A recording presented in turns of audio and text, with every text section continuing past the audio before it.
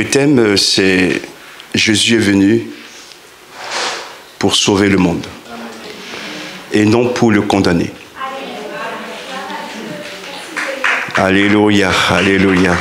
Jésus est venu pour sauver le monde et non pour le condamner. L'Esprit de Dieu est agissant au milieu de nous. Nous donnons à Dieu toute la gloire. J'aimerais lire avec vous dans l'Évangile de Jean, chapitre 3, verset 17. Évangile de Jean, chapitre 3, verset 17.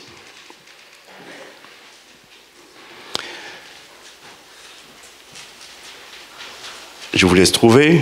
Dieu, en effet, n'a pas envoyé son Fils dans le monde pour qu'il juge le monde, mais pour que le monde soit sauvé par lui.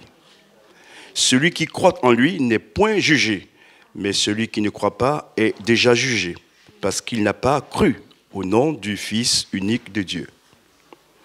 Et ce jugement, c'est que la lumière étant venue dans le monde, les hommes ont préféré les ténèbres à la lumière, parce que leurs œuvres étaient mauvaises. Car quiconque fait le mal est la lumière, ou déteste la lumière, et ne vient point à la lumière, de peur que ses œuvres ne soient dévoilées ou manifestées.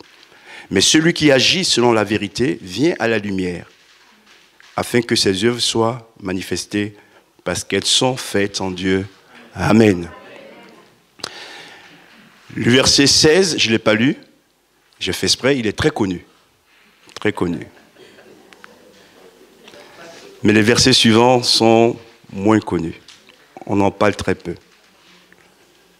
Et pourtant, il y a beaucoup de choses à dire aussi, et des richesses.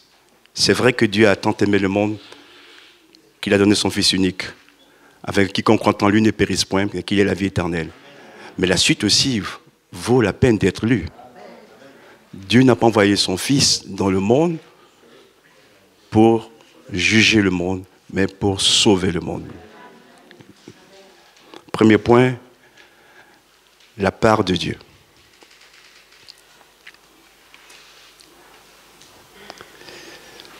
Tout commence toujours par Dieu. Tout commence toujours avec Dieu. C'est pourquoi il est appelé le commencement, la fin. C'est lui qui nous a aimés le premier. C'est lui qui a pardonné nos péchés. C'est lui qui a répandu dans nos cœurs le Saint-Esprit.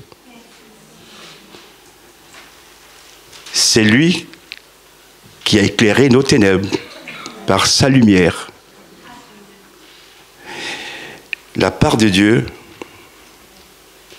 c'est d'envoyer son Fils dans un monde de pécheurs.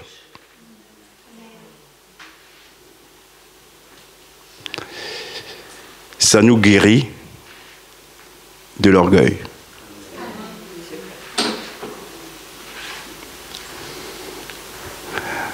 À entendre certains, on dirait qu'ils ont commencé avant Dieu. Ils savent tout plus que Dieu. Et puis sur le trône, on a l'impression que c'est eux qui sont sur le trône. Non, sur le trône, c'est Jésus. Et il demeure le seul sur le trône.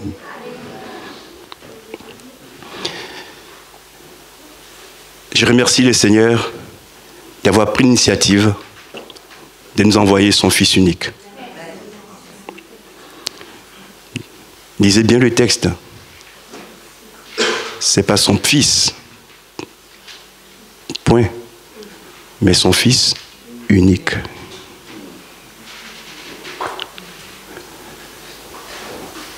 Demandez à ceux qui ont des fils uniques ou des filles uniques comment ils en prennent soin. Et quand il faut le sacrifier ou la sacrifier, on n'est pas prêt. Hein? Toujours pour nous montrer que Dieu ne fait pas des calculs. Son Fils unique, il est prêt à le livrer à la mort pour nous sauver. Alléluia. C'est pourquoi nos bouches doivent s'ouvrir pour l'adorer et le célébrer. On ne vient pas ici pour un homme, on vient ici pour Jésus. Pour Dieu. Et nous voulons lui dire merci pour cette grâce d'être venu dans nos ténèbres pour nous éclairer, d'avoir brisé nos chaînes qui nous retenaient dans les prisons et de nous avoir donné la délivrance. Jésus, ne te dirons jamais assez merci.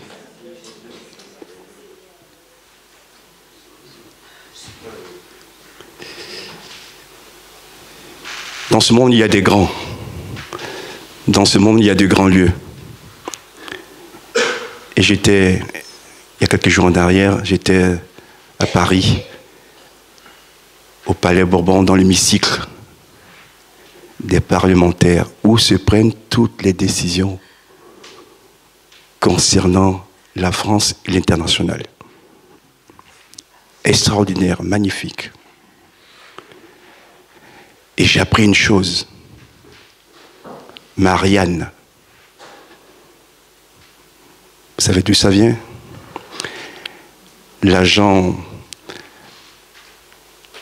de l'Assemblée nationale nous expliquait que Marianne vient de deux noms.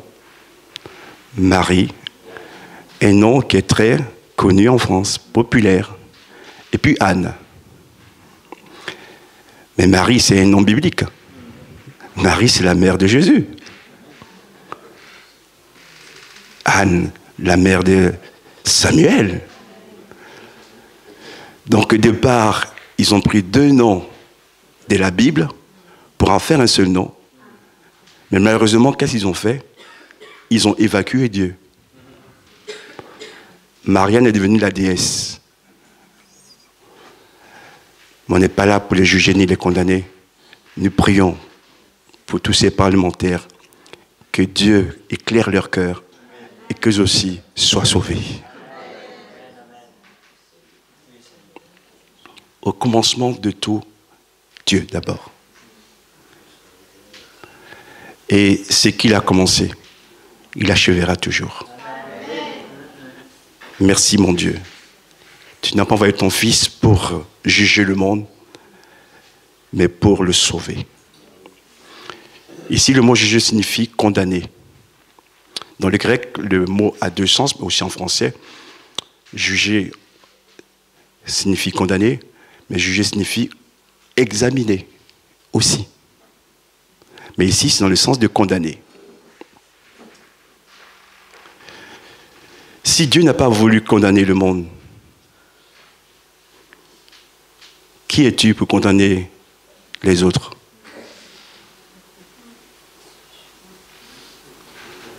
Est-ce que tu es parfait? Tu es parfaite?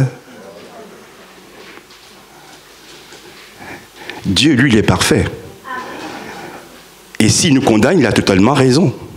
Mais il ne veut pas nous condamner. Mais nous sauver, bien sûr. Et cela vaut pour tous les hommes. Pas seulement les chrétiens. Et le mot qui est utilisé ici, d'ailleurs, c'est le mot monde. C'est tous les hommes.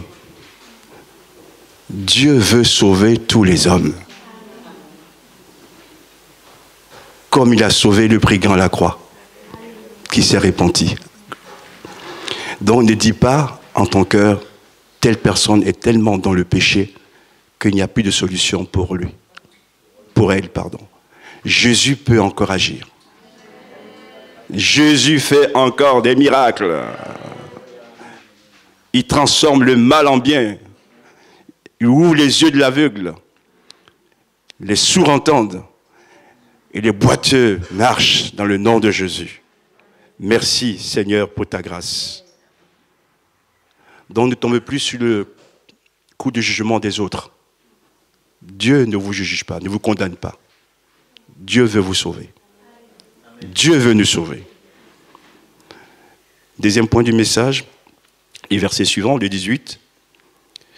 Le point, c'est la part de Dieu. S'il y a une part de Dieu, il y a aussi la part de l'homme. Et ça, du fois, on a du mal à comprendre, à le saisir. Parce qu'on pense que Dieu, comme il peut tout, il n'a qu'à faire tout pour moi. Bon, ce matin, mon frère et ma soeur, pour venir à l'église, tu étais au moins réveillé quand même, non? Et tu es venu à la bonne adresse. 44 avenue Paul Doumer. Pourquoi c'est la bonne adresse? Parce que Jésus est présent. Et depuis le début de ce culte, comme tous les autres cultes, on sent la présence de Dieu. Si Dieu n'était pas avec nous, tout serait mort. C'est Dieu qui est là et qui agit par son esprit, qui nous parle par son esprit, qui nous enseigne par son esprit. Et tous ceux que l'on a les dons ce matin, ne savaient pas quel était le message de ce matin. Mais c'est l'esprit qui leur parle de dire les choses selon Dieu. Et on est unis par le même esprit pour glorifier Jésus. Dieu est là au milieu de nous. La part de l'homme. Si Dieu fait tout, si Dieu a envoyé son Fils unique, l'homme doit aussi croire en Jésus. Celui qui croit en lui ou en Jésus n'est point jugé. Est-ce que tu crois en Jésus? Donc je dis de la part de Dieu, tu n'es point jugé. Amen. La porte du paradis t'est ouverte. Et quand Dieu nous regarde, il ne voit plus ce que nous étions, mais il voit en nous Jésus. Son sang nous a totalement lavés. Gloire à Jésus pour ce grand salut.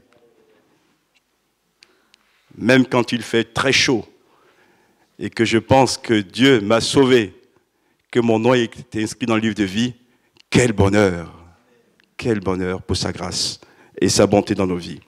Donc celui qui veut être sauvé doit croire. Il n'est pas dit doit payer, mais il doit croire. Dieu a tout fait pour que tous les hommes puissent accéder au salut. Ce n'est pas par le matériel, ni l'argent, ni la réputation, mais c'est par grâce. Car vous êtes sauvés par grâce. Éphésiens chapitre 2, verset 8. Cela ne vient pas de vous, mais par le moyen de la foi. Frères et sœurs, quel que soit notre âge, et en vieillissant, on le comprend. Mais quel que soit notre âge, ce que j'aimerais dire, ce qui nous tient debout, c'est notre foi en Jésus.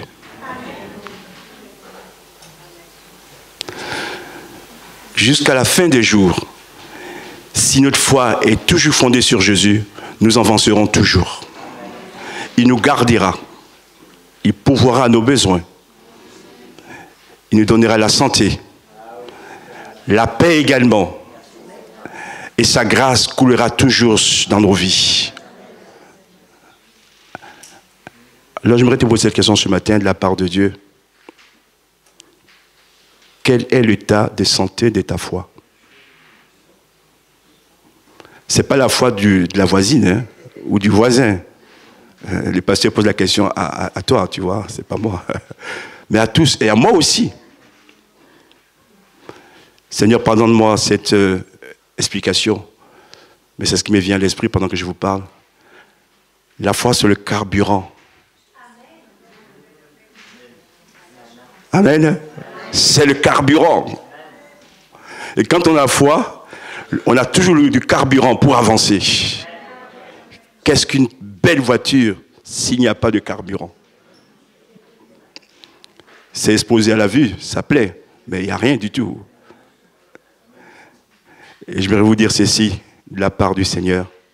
Chaque jour, il nous donne le carburant nécessaire pour faire le voyage. Et il est avec nous. À lui soit la gloire.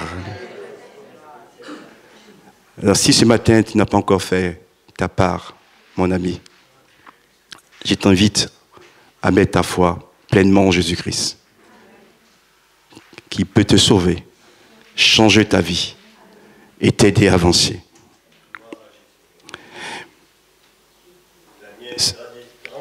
Amen.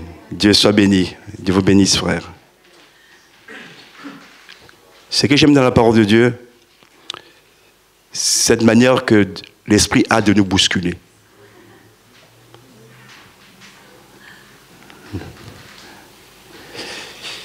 Celui qui croit en lui n'est point jugé, mais qu'est-il écrit? C'est affiché derrière moi. Celui qui ne croit pas en lui est jugé ou condamné. Autrement dit, ce n'est pas Dieu qui nous juge ou qui nous condamne. C'est notre position. Vous savez, la nature humaine a toujours cette tendance à toujours accuser les autres.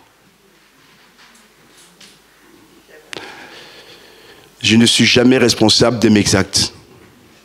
C'est toujours la faute de l'autre ou la faute des autres. Tu ne peux pas avancer ainsi.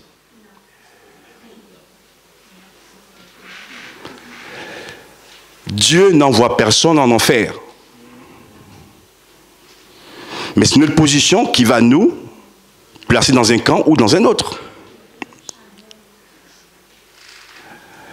Et pendant tous ces temps, d'ailleurs des fois on dit c'est long, 2025. Mais Dieu attend parce qu'il veut que tous ceux qui sont sauvés rentrent dans la bergerie. Le plus grand nombre soit sauvé. Sinon Jésus serait déjà venu depuis longtemps. Il est patient. Sa patience est notre salut. Nous le remercions. Celui qui ne croit pas en lui est déjà jugé. Parce qu'il n'a pas cru au nom du Fils unique de Dieu. Il n'y a pas deux chemins qui mènent à Dieu. Il n'y a qu'un seul chemin. Jean chapitre 14, verset 6. Je suis le chemin, la vérité et la vie. Et nul ne vient au Père que par moi. Jésus est le chemin. Que vous soyez né en Asie, en Europe, en Afrique, il n'y a qu'un seul chemin qui mène au Père. Son nom c'est Jésus. Amen. Et il a fait de nous, qui croyons en lui, ses frères et ses sœurs. C'est grandiose, hein? C'est miracle. Merci Seigneur pour ta grâce. Donc ce que je voudrais dire pour conclure cette partie, c'est que Dieu dit les choses clairement. Dieu ne veut pas condamner, ne veut pas perdre, mais cependant il nous dit quand même, j'emploie une expression plus simple, la balle est aussi dans notre camp. Mon frère, ma sœur, je l'ai dit aussi pour moi, jusqu'à la fin, tu auras ta part à faire et j'aurai ma part à faire. Gloire à Dieu. Dans la prière, grandis. Dans la foi, grandis. Amen. Dans l'humilité, grandis. Et sois une lumière pour éclairer les autres autour de toi. Ça fait des fois, on est tellement centré sur nous. Comme si on était les plus malheureux du monde.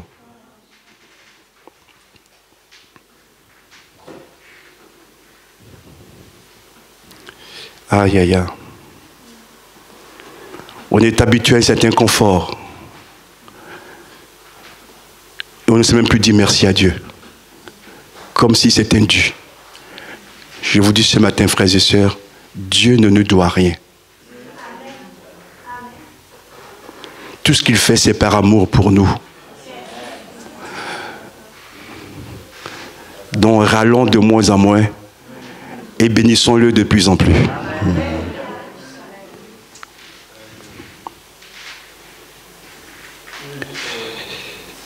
Et oui.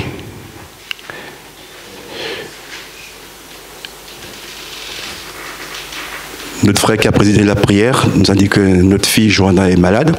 Elle se faisait depuis donc vendredi. Merci pour vos prières, pour elle. Mais ce que j'aimerais dire, simplement, sans parler trop d'elle, c'est que l'ennemi veut toujours essayer de nous décourager. Qu'est-ce que tu vas dire ce matin à ta fille à l'hôpital? Mais ça ne m'empêchera pas de prêcher l'évangile, de parler de Jésus, parce que c'est lui qui agit et qui touche les cœurs et qui sauve les âmes. À lui la gloire. À lui la gloire. Ma joie vient de Jésus. Et il fera pour elle le miracle. Donc, continue de parler de Jésus, même dans ton épreuve. Alléluia. Tu as choisi la bonne part. Troisième point, Jésus est la lumière. Verset 19. Et ce jugement, c'est que la lumière étant venue dans le monde, les hommes ont préféré les ténèbres à la lumière pour que leurs œuvres, leurs œuvres étaient mauvaises. Le mot lumière qui arrive. Lumière.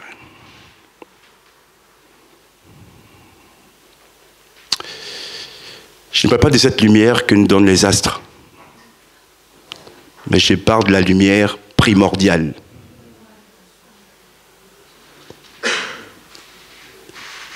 Qui est Dieu, la lumière qui est Jésus. Notre monde est tellement enténébré qu'on a besoin de la lumière de Dieu pour vivre.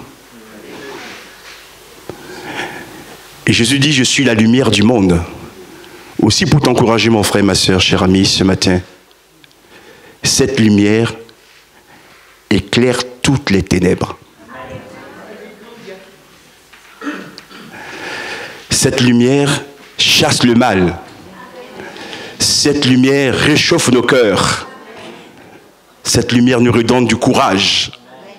Seigneur, que ta lumière brille de plus en plus dans ma vie, dans nos familles, dans l'Église. Et là où tu sembles être mort, que par ta lumière, qui est la chaleur de Dieu, la vie reprenne. Mon frère, ne doute pas. Crois que Jésus est la lumière qui veut t'apporter sa bénédiction ce matin. Merci, mon Dieu. Mais là aussi, la parole dit la vérité. La lumière ne plaît pas à tout le monde. Hein.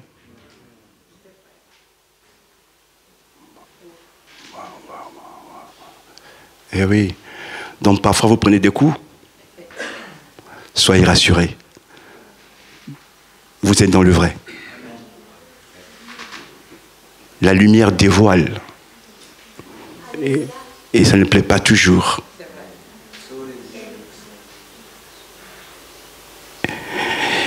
Et ce jugement, c'est que la lumière étant venue dans le monde, les hommes ont préféré les ténèbres. C'est incompréhensible, hein?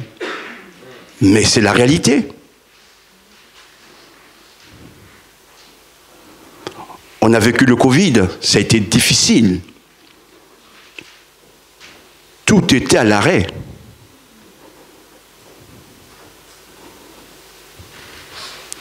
Mais l'air était purifié. On a commencé à comprendre qu'on n'était rien.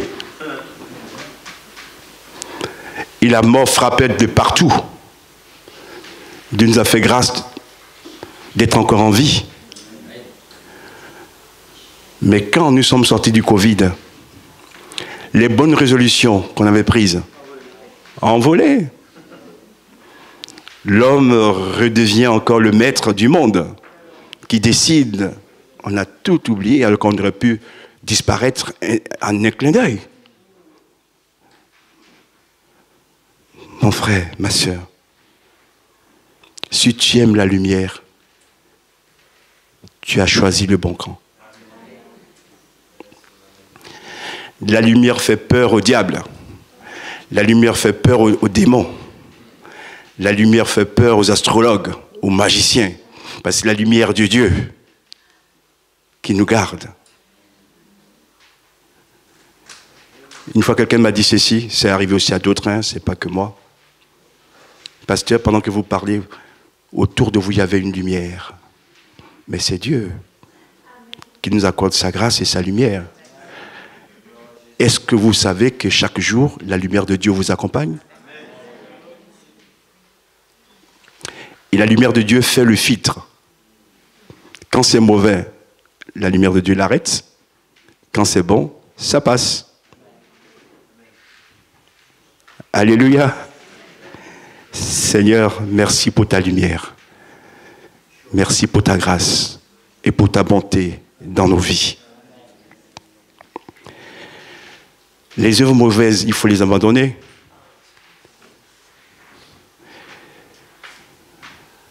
Quand on est dans la lumière, les œuvres mauvaises doivent être abandonnées. D'accord? Il faut grandir dans la foi, dans la pureté, la vérité et la lumière de Dieu. Quatrième point, ne plus vivre dans le mal.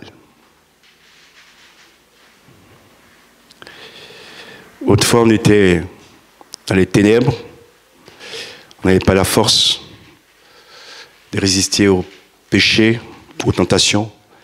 Mais tant que Dieu nous a éclairés, nous a donné, par la foi, nous avons saisi la victoire, Dieu nous a accordé son Esprit Saint qui habite en nous. Et c'est l'Esprit de Dieu qui combat pour nous.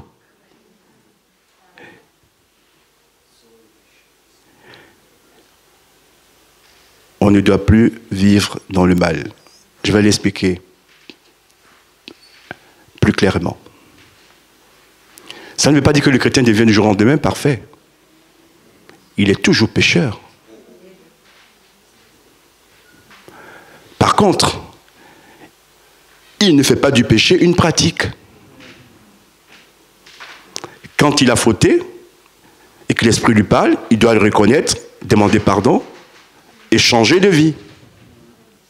D'accord? C'est pas la grâce à bon marché. Ou au nom de l'amour, il ne faut plus rien dire.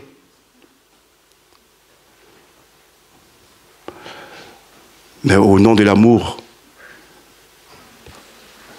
je pourrais dire que les parlementaires sont brillants. Mais est-ce qu'ils sont sauvés pour autant?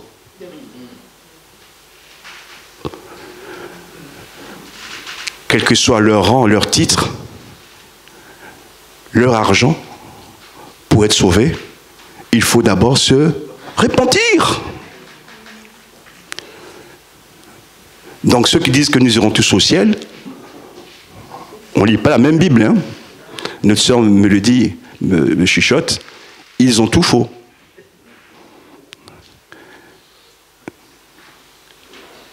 Et je ne veux même pas leur mettre, peut mieux faire. Je dirais plutôt à recommencer. Seigneur, que Dieu nous aide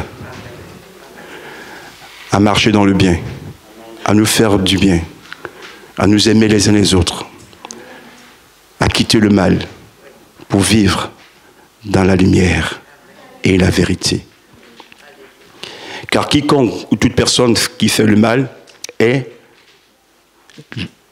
la lumière et ne vient pas à la lumière, de peur que ses œuvres soient dévoilées.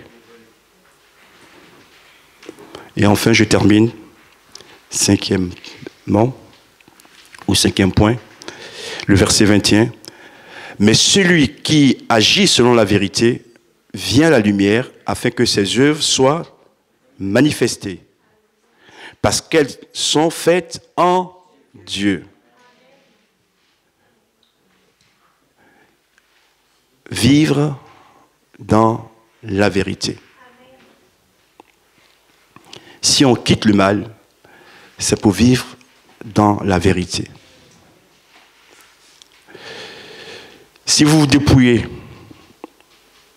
sans revêtir les habits de Dieu, ça ne sert à rien. Il faut revêtir les nouveaux habits que Dieu nous donne. Il faut marcher selon les commandements de Dieu. Il faut lire la parole. Il faut obéir au Seigneur. Et c'est là que nous pouvons être de plus en plus fermes et inébranlables.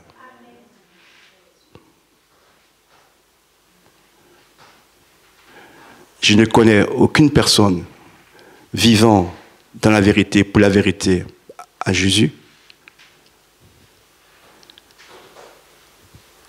qui soit condamné de manière injuste. Parce que Dieu lui rendra toujours justice. Alléluia. Et aimer la vérité, c'est aimer une personne.